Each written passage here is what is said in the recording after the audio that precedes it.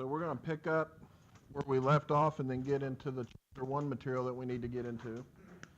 So last time we got into this idea of what early organic chemistry was like, and we talked a little bit about vitalism, the fact that it was a belief that organic compounds can only be prepared by living things due to some sort of vital force.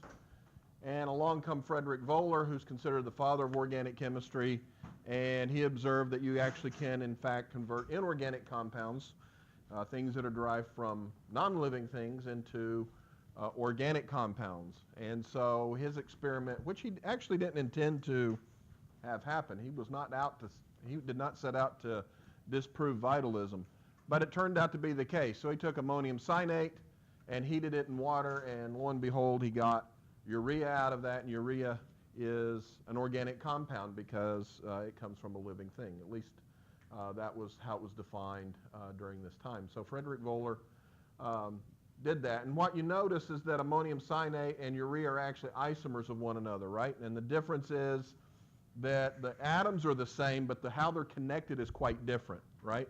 You can see here that we have the nitrogen connected only to hydrogens in this particular molecule on the left. However, here the nitrogen is connected to hydrogens and a carbon. So definitely things are connected differently. And so we have this idea of isomers. And that's going to be a big topic that we're going to talk about this entire semester, is isomers. And there's a variety of different types of isomers. And so vitalism was eventually replaced by this term organic chemistry. And we have this whole field that's about 200 years old now. And that sounds old, but every day we're doing new things. We're discovering new molecules. And most of everything that we know of in terms of number of molecules are organic compounds. 97, 98% of all known molecules are organic.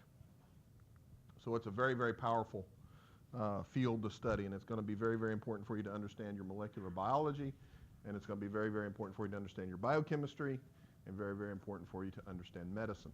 So whatever tracks you're taking, it's going to be important for you, I promise. Okay? So this brings us to structural theory, right? So there's ammonium cyanate on the left. There's urea on the right. You can see that how things are connected, right? These lines represent what? So a nitrogen line to hydrogen, what does that represent? It's a bond. And what is in that bond? How many? 2. That's exactly right. So we have 2 electrons holding this nitrogen to this particular hydrogen, so on and so forth, right?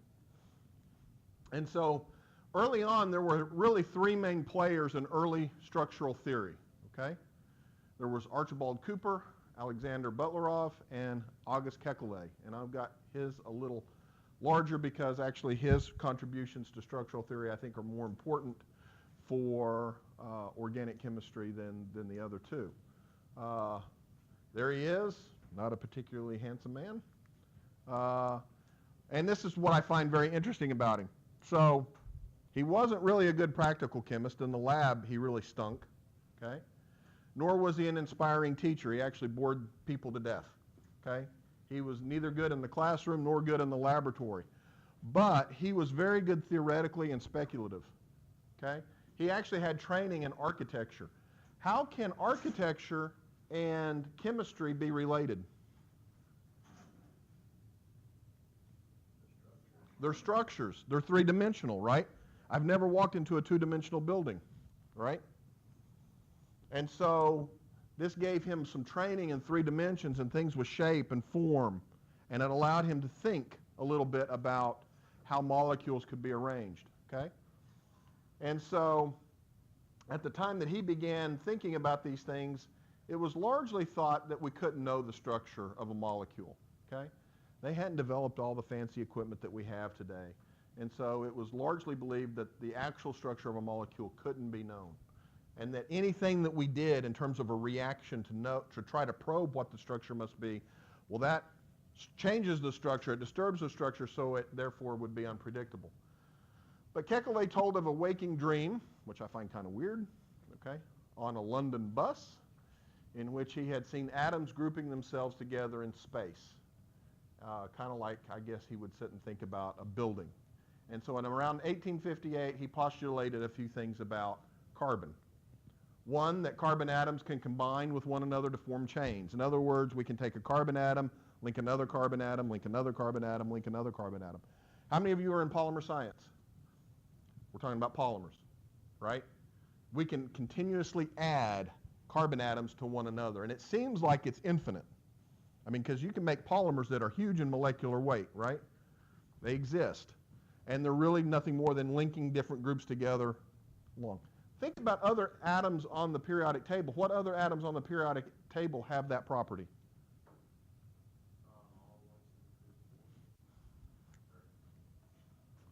All of them in carbon? No, all of them that can link together. That you can just keep linking together. Carbon can do that. What else? So nitrogen, we could just keep linking nitrogens together? It turns out if you link so many nitrogens together, it goes boom. If you link so many oxygens together, it goes boom. Metals, that's metal bonding, and yeah, you can link a lot of metals together. It's a little fuzzy how that actually works. Silicon, we can link several silicons together, but even that you can't compare to carbon. So carbon seems to have this ability to just keep adding to itself. We can make long chains, and we can make them very, very long. He also postulated that carbon had a valency of 4, meaning what? It likes to form 4 bonds, right? Okay. Now, there are types of carbon that will have 3 bonds, and we'll talk about those, but they don't exist very long. They're intermediates, okay? So carbon can have a valency of 4, and that the study of reaction products actually gives structural information. So those were the 3 things that he contributed to organic chemistry, and all 3 of them, it turns out to be correct, because he had this dream on a London bus in 1858, okay? I find that pretty amazing. So the other day we did this blue bottle experiment, right? And so we had the bottle blue when I did what? When I shook it. And what did we suppose could be the possibility? We said maybe it's the energy, or maybe it's a gas, right? And we came up with a hypothesis that it was probably due to oxygen, and we came up with a thought experiment with how we could actually prove that, right? We could just add oxygen to the pure oxygen to the reaction flask and see if it turns blue, okay? What is the difference between methylene blue and methylene white, the clear version of that blue bottle? All right, so here we have, between this nitrogen and this carbon, we've got a double bond, right? We don't have that here, right? And we also notice there's some other bonds going on here that weren't here, right? So there's a hydrogen here that's not in the top one, and there's a hydrogen here. So if we add hydrogen and electrons, what are we doing as we go from here to here?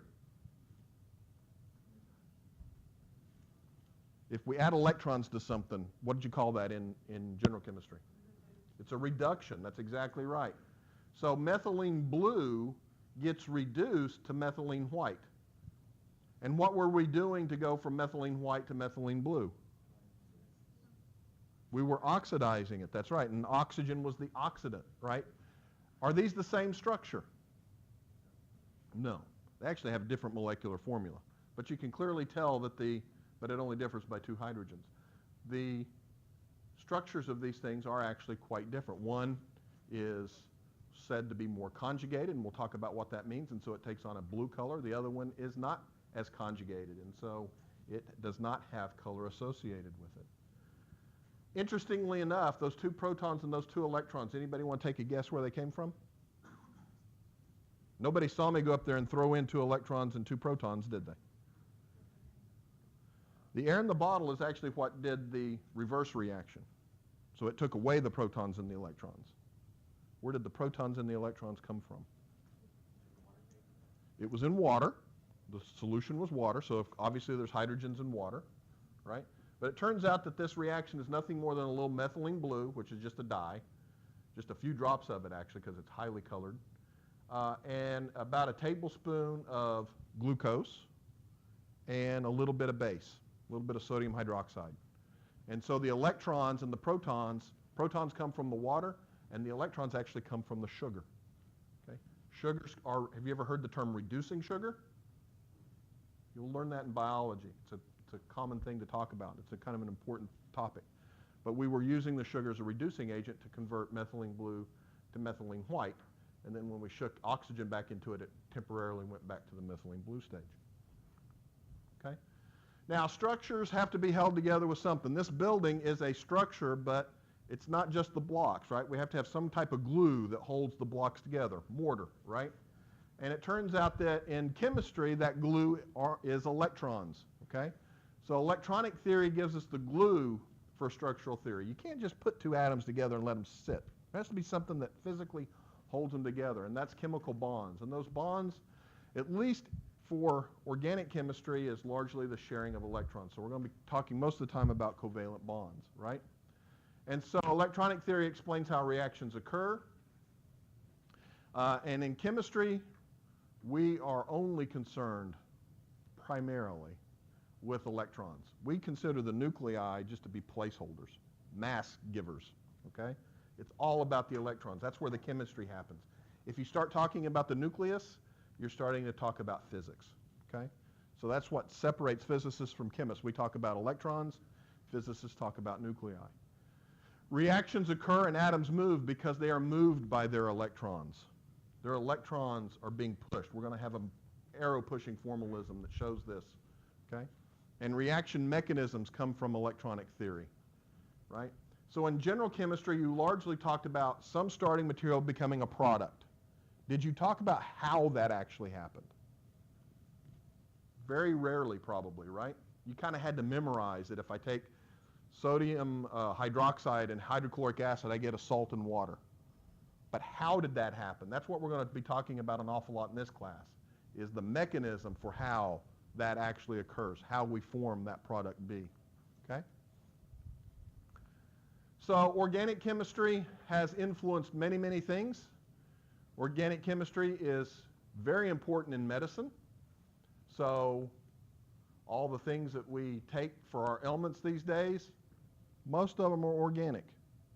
The vast majority. Some of them are inorganic, but like some of your minerals.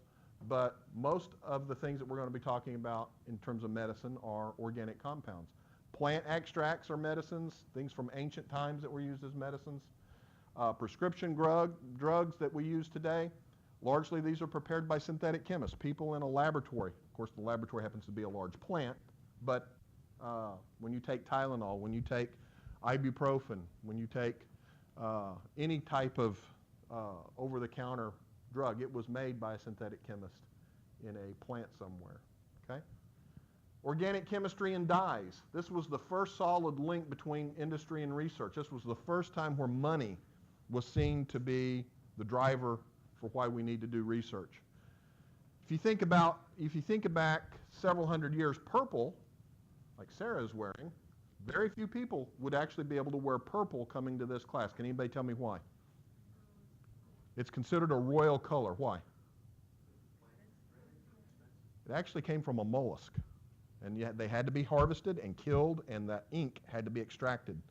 And it took lots of those little mollusks to die to make a garment.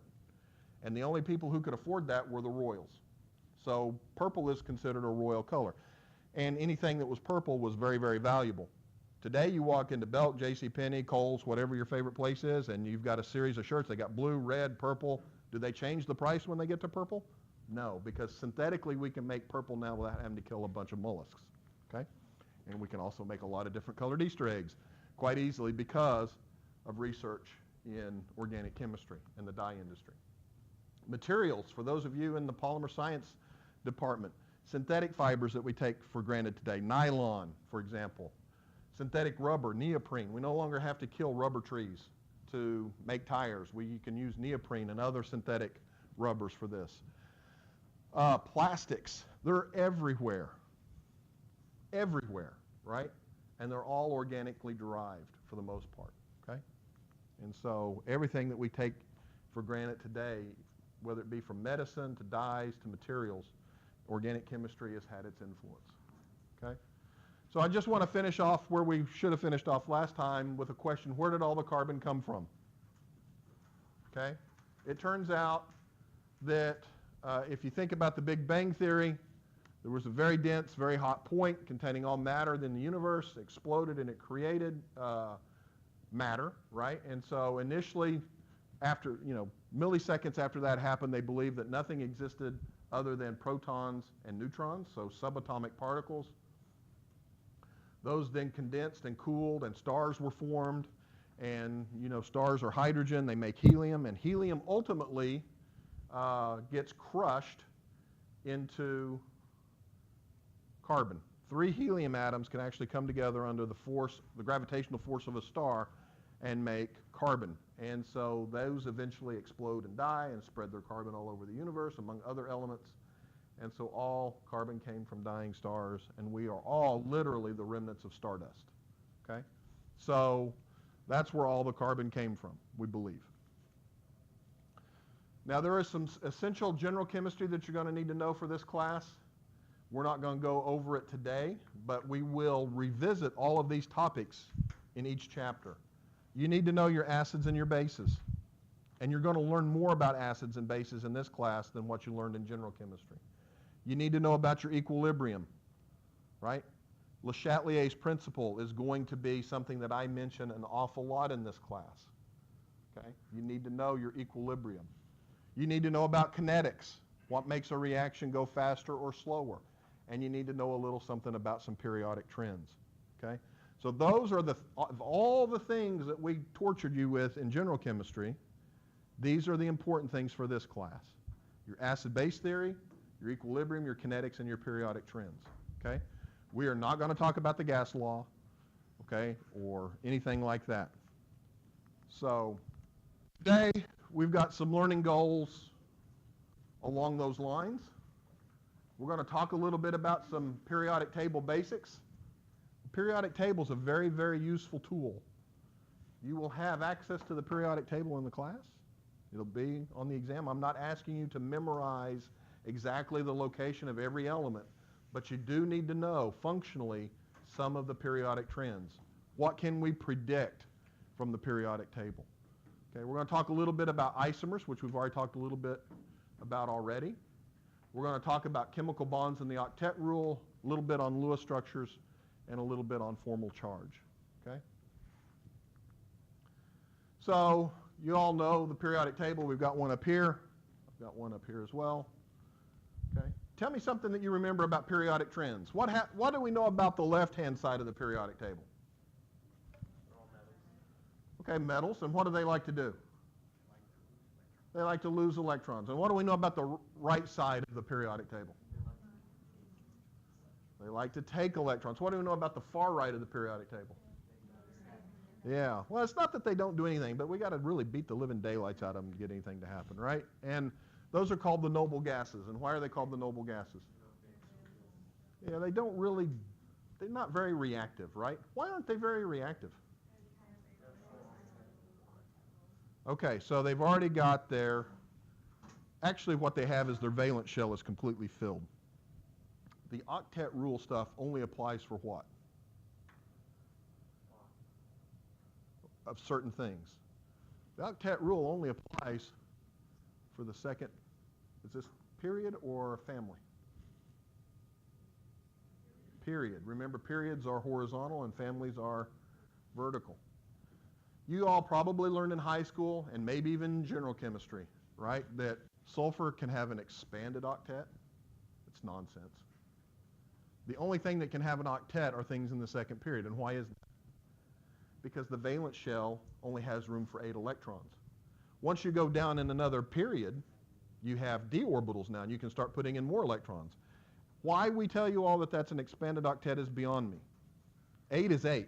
If you expand it to 9, it's no longer 8 expanded, it's 9, it's 10, it's 11, right? I don't know why we do this to you, but we do. The whole point of the octet rule is that carbon wants to look like neon, its nearest noble gas. It wants to have a complete valence shell, right? Well, the same thing for sulfur, but argon doesn't have 8 electrons in its valence shell. Okay? It's all about the noble gas. I don't know why we didn't call it the noble gas rule instead of the octet rule, but we did. Okay? So, what else do we know about periodic trends? What can you tell me? So as we move from this side, this corner up, what do we know? Okay, so electronegativity increases, right? So fluorine is said to be the most electronegative element. What does that mean? Okay, it does have a good affinity for electrons. What it means is that it wants to draw electrons to itself in a bond when it's bound to something. Okay, so carbon bound to fluorine, fluorine's going to pull the electrons in that bond closer to itself than to carbon, right? And so we have this electronegativity difference. Okay, so we know as we go from here to here, we're increasing in electronegativity. What about in a family? What happens to electronegativity as we go down? It decreases, right? What do we know about the acidity as we go down in a family? Is HF, HCl, HBr, and HA all equally acidic? No. HF is actually a weak acid. It'll dissolve your bone. Walter White used it in Breaking Bad to get rid of the competition. But it is not a strong acid. It does not like to give up its proton. HCl is a strong acid, but is it as strong an acid as HBr? How about HI? No. In water, they're identical, but not in other solvents. And so periodic trends do depend on context, what we're placing them in, etc. Okay? We're going to be focusing mostly on this part of the periodic table, kind of in here, maybe bromine and iodine. Hydrogen, of course. We'll talk a little bit about some of these metals. Most of this stuff here in between, we'll talk a little bit about when we get into some organic reactions where they use these metals as catalysts. But for the most part, all this stuff here is just a placeholder for where carbon needs to be, as far as I'm concerned. Okay? And so I know some of my colleagues would cringe at that, but that's just the way it is. Second row elements, right? Second row elements, we have an s orbital and how many p orbitals in the valence shell? We have 3, right? So how many electrons can I put in an orbital? 2 if they're spin opposite, right? So I can have 6 in the p, and I can have 2 in the s, so I can have 8. That's where the octet rule comes from, okay? And so the second row of the periodic table, all of these can follow the octet rule, theoretically, okay? So, where am I going? Okay, let's change it. Let's talk a little bit about isomers. We've already talked a little bit, right, in terms of structural theory. Let's take a formula, C2H6O. What does that tell me? Okay, 2 carbons, 6 hydrogens, and an oxygen. There are 2 ways that I can take those elements and combine them. I can combine them in a way that I get ethyl alcohol, beer, or I can combine them in a way to get dimethyl ether, knockout gas. Okay?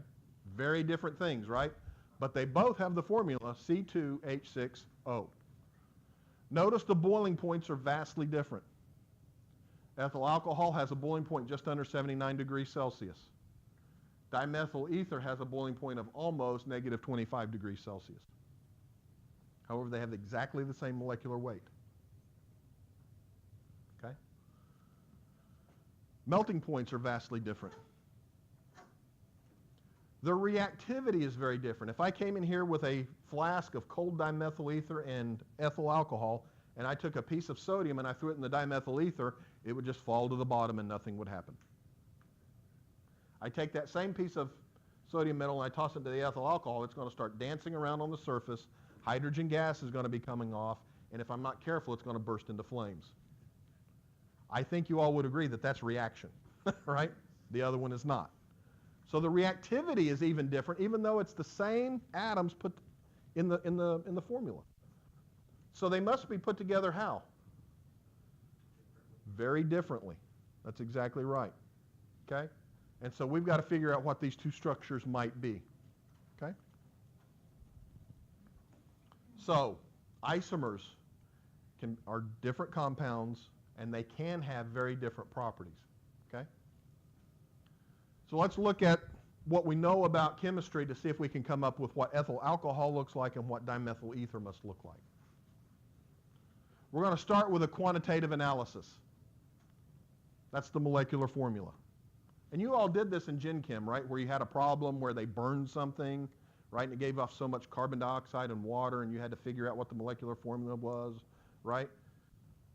Great. You know how to do that. You're not going to have to do that in this class, okay? But there's the molecular formula, and that's how you get it. You would take ethyl alcohol or dimethyl ether, you would burn it, and you would figure out what the molecular formula is. Fortunately, today we can just look this stuff up, okay? Now, what do we know about carbon? What did Kekulé teach us about carbon?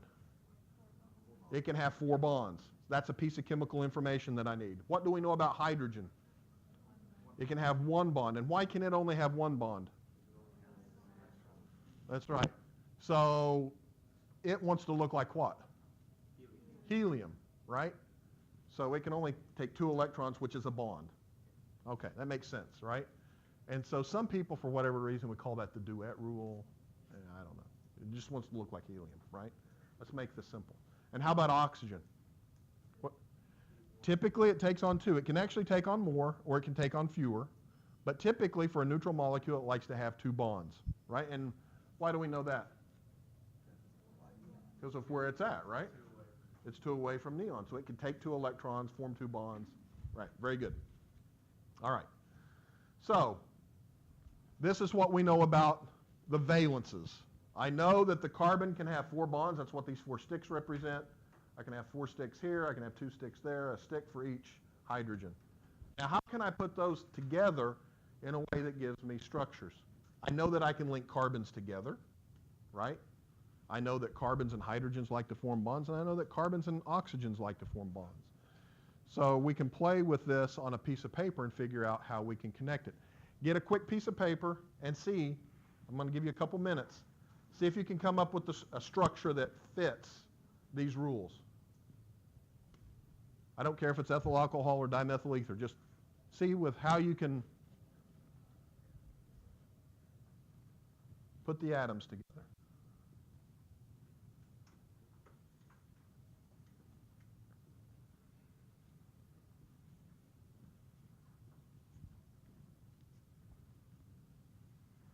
You're fine.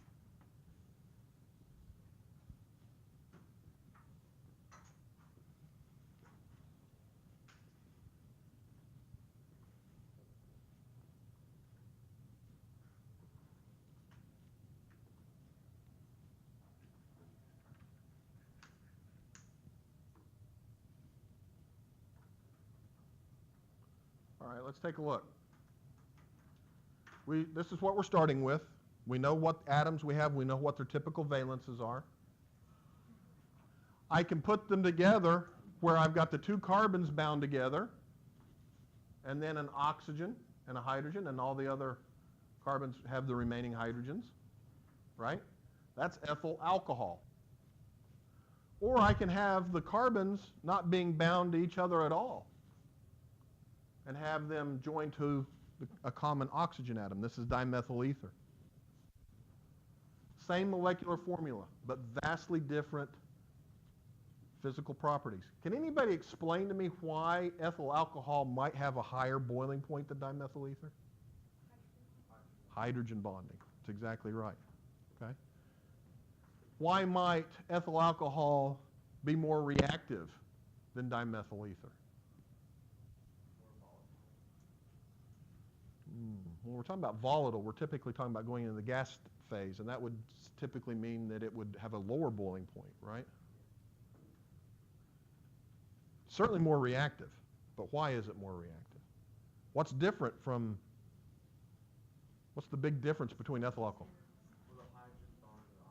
Ah, that's right. So we have a hydrogen that is bound to an oxygen. Over here, all the hydrogens are bound to carbon, right? Okay. This OH is called a functional group. It's the alcohol functional group. We're going to learn our functional groups in this next couple of chapters, right? Whereas this is an ether functional group. Notice the oxygen has no hydrogen on it. Ethyl alcohol is acidic. Dimethyl ether is not. That explains the reactivity difference, okay? So what's your take-home message here? structure matters. Structure is everything. Okay? When you get to talking about molecular biology, if you're not talking about structure, you're really not talking about molecular biology. Okay? It's very, very important. The structure of DNA matters. DNA is held together by forces due to organic chemistry. DNA changes its shape, it doesn't function anymore, and you die. It's important, even though it still has the same number and types of atoms. Okay, so structure is everything. Okay? These are known as constitutional isomers of one another because the connectivity is different. They have a different constitution. We will talk about isomers where the connectivity is actually the same, but how things are pointed in space are different. We'll talk about that when we get to chapter 5. There are a lot of different isomers that we'll be talking about in this particular course this semester. Okay? This is where your model kits are going to become so important, okay? Because you're going to want to build these and look at them, because sometimes on paper it's hard to see the differences. This is quite easy to see. Things are connected differently, okay? All right. So let's look at some more constitutional isomers. I don't know why my PowerPoint did that. Anybody know what this molecule is?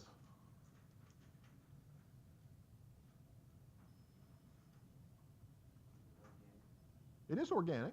They're both organic. That is nitromethane. Anybody know what nitromethane is used for? Racing fuel. High nitro fuel cars, funny cars, they have nitromethane in their fuel system. Okay? So this is methyl nitrite. They do not put this in race cars. Nitromethane, not methyl nitrite. Very different reactivity. One makes the engine run really, really fast. The other one makes it seize up if it does anything. Okay? So, what do you think about the structures? Compare and contrast those structures for me. Okay, they both have a CH3. We haven't talked about methyl, but you're absolutely right. That's a methyl group, right? Both have a methyl group. In other words, they both have a carbon bound to 3 hydrogens. Okay, what's the difference, though?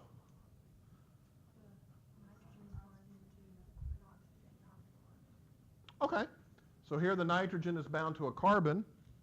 Here the carbon is bound to an oxygen. Okay, what else? What else can you tell me about? Okay, so we have formal charges here that are different, right? So here we have a nitrogen that is positively charged and an oxygen which is negatively charged. It's overall neutral, but these atoms have their formal charges. Here, everything is neutral, right? There is no formal charges other than 0 in the molecule. How do you think the physical properties are going to compare?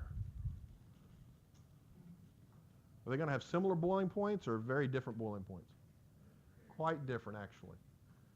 Nitromethane has a boiling point of 101 degrees Celsius, slightly above that of water. Methyl nitrite has a boiling point of minus 12 degrees Celsius. They have the same molecular formula, the same molecular mass, but vastly different boiling points.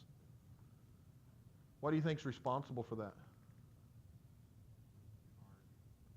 Okay, it has something to do with the charges, and we'll learn more about that. It has something to do with the polarity, right? Absolutely. Okay? Very different connectivity, very different properties. I'll put this in my motorcycle and go really, really fast.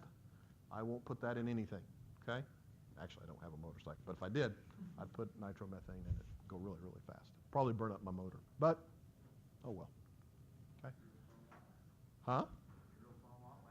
It'd be a short time, I think.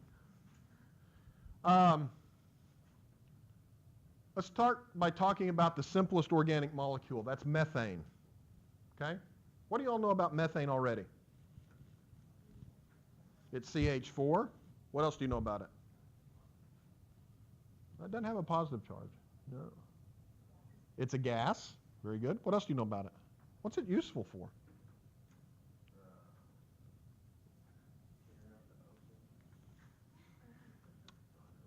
It is a greenhouse gas. That's true. I wouldn't say it's useful that way. Where do you all use methane? Heat. You heat your house with it. You cook with it, right? If you've got a natural gas cook stove, most of natural gas is Methane, okay? Methane looks like a tetrahedron, okay? Carbon with 4 bonds, it'll look like a 3-dimensional tetrahedron, okay? The hydrogens would point to the corners of this 4-sided regular geometric figure, okay? And the bond angles in a tetrahedron are around 109.5, so methane is said to have this tetrahedral shape. Notice the carbon in the middle, the hydrogens, and if I was to take this and put this over there, you would see that that fits nicely into a tetrahedron, okay? What are all these little balloon-looking things? Those are orbitals. Those are molecular orbitals, that's right. And these orbitals overlap, right? And they form bonds, and then there's electrons that are going to sit in those, and we'll talk a little bit about that. Fortunately, molecular orbital theory in organic chemistry is a piece of cake. All right, we don't have to draw a bunch of lines and do all that kind of stuff that you did in Gen Chem. Again, the advantage of only working with a very small part of the periodic table, okay?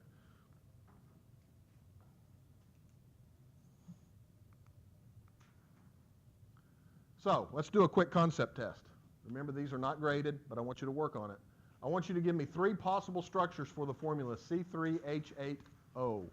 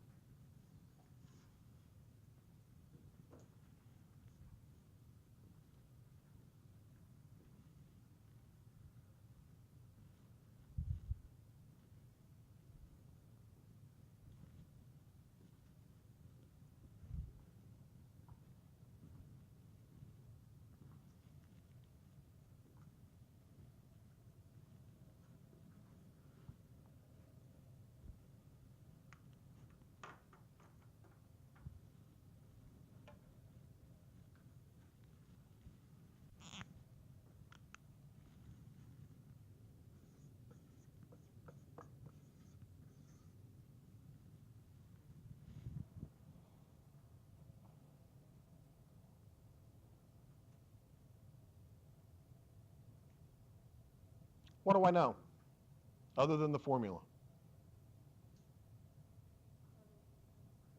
All right, I know the valences, right? And I know that I can link carbons together. Now, I always start by just linking all the carbons together, right? So I know I can link all my carbons together. Does that take into account all of my valences, though? No. So what now do I need to do? Okay, so I can put some hydrogens.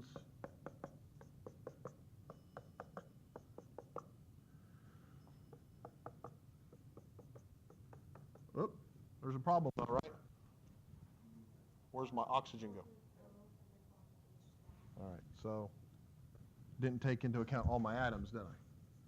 So I can put the oxygen there and the hydrogen. That's one structure. Now what can I do? How can I make a different structure?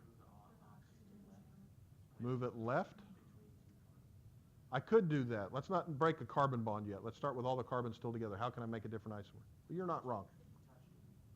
Pardon? But I've got 2 hydrogens there. So what do I have to do? I can swap the OH and the hydrogen's position, right? So I can have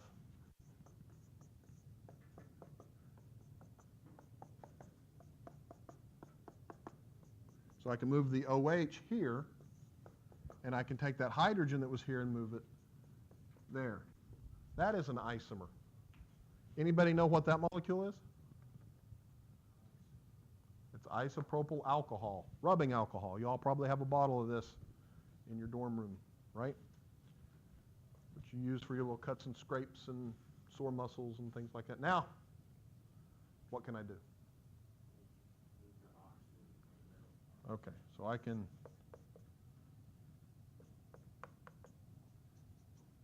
put the oxygen in between. Very good. Can I do anything else? What if I move the oxygen between here? It'd be the same thing. That's right. I'd have the same exact structure. I couldn't distinguish those 2 structures at all. Okay? So let's see if I was right, or if we were right. Yep, we're right. Those are the three structures. We went from a couple of carbon atoms to where we could draw two structures that were isomers.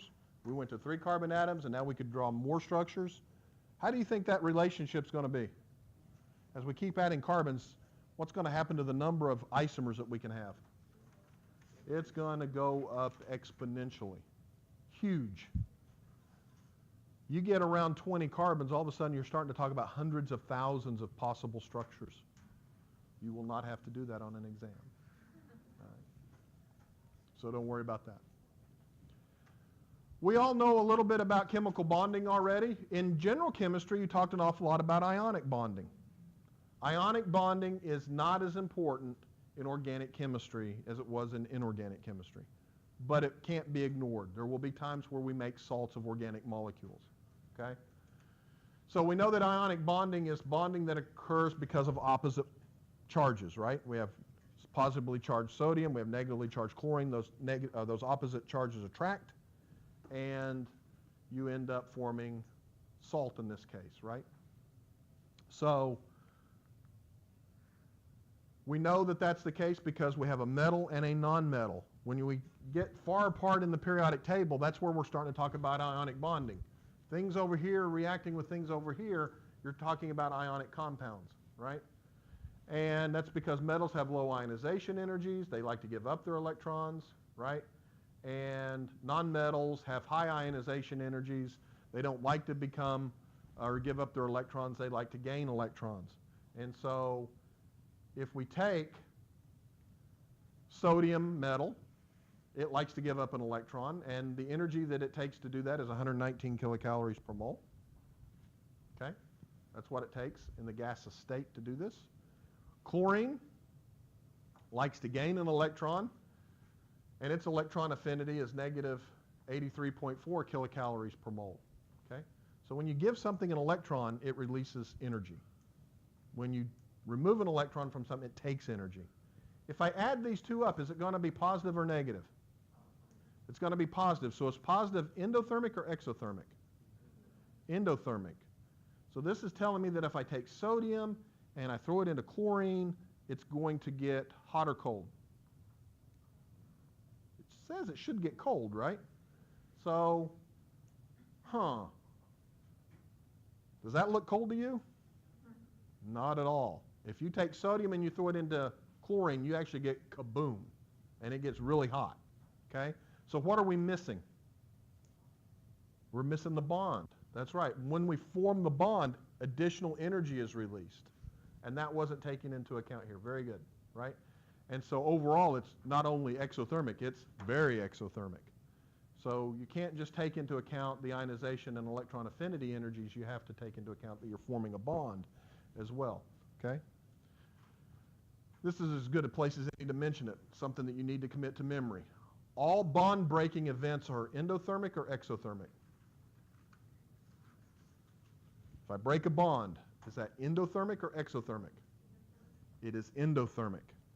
You will learn in some of your biology classes and in some of your biochemistry classes that when you break a bond, you release energy from ATP. That is utter nonsense. It's not true. ATP is an energy molecule, there's no doubt about that, but it's not the event of breaking the bond itself that is responsible for that. All bond-breaking events take energy. All bond-forming events release energy. Okay? All bond-forming events release energy. Some release more than others. Okay? But all bond-breaking events are endothermic. All bond-forming events are exothermic. Okay?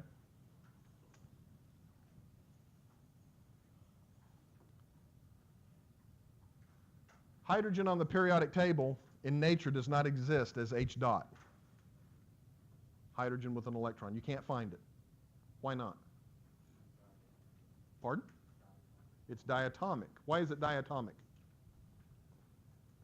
Why, if I took two hydrogen atoms, H dot, and I placed them in a jar, and I came back in a few minutes, why would it all of a sudden form H2? Why? All right, they want to look like helium, right? They want that outer shell to be filled. The only way that that can happen is if they share their electrons, right? And so we have this two-electron bond. That's exactly right, okay? Now, second row elements can have no more than 8 electrons because there's only an s orbital and 3 p orbitals. There's no other orbital in the second period to add any other electrons. They don't exist. There's no more rooms in the hotel, okay? So, the fact that we can only have 8 electrons for neutral molecules has a couple of consequences, and that is that an atom with 1, 2, or 3 valence electrons will form 1, 2, or 3 bonds respectively in a neutral molecule, and atoms with 4 or more valence electrons form enough bonds to give an octet. And so you might have looked at this equation before. The predicted number of bonds is 8 minus the number of valence electrons. How many valence electrons do we have for carbon? 4. 8 minus 4 is 4. Predicts 4 bonds, right? How about for nitrogen? How many valence electrons? We have 5. So how many bonds can it form in a neutral molecule? 3. You all know this is about as complicated as the math gets in organic chemistry. Okay? This is why I'm an organic chemist. All right? So let's skip that for now. And we've just got a couple minutes left. We'll try to get as far as we can on this slide here. So y'all remember your Lewis structures, right? Okay, very good. So Lewis structures only concern themselves with the valence electrons. Why are chemists only concerned about the valence electrons and not the core electrons? That's right. That's where all the chemistry occurs. Why do the internal electrons not do anything? Okay, they're shielded, right? I mean, let's say you're in a room and you want to get across the room and shake your friend's hand, right?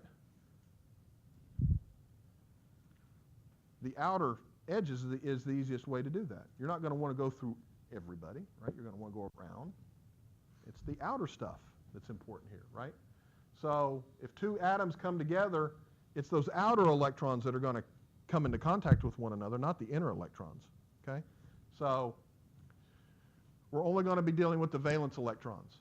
We're going to give every second row element an octet of electrons, if at all possible. And we'll give each hydrogen 2 electrons, right? Remember that in a Lewis structure, a solid line indicates a 2-electron covalent bond. I'm going to stop it there for today. Now, what I need you all to do, Monday we have an inverted lecture. I'm going to finish this, but you need to look at the pencast, okay? For those of you who have, I haven't tried Google Chrome, but if you use Firefox, you actually have to click the link up above to get your pencast to work. It won't work within the viewer. So just go above and open it up in Adobe directly, okay? And it'll work. They're on Blackboard, yep.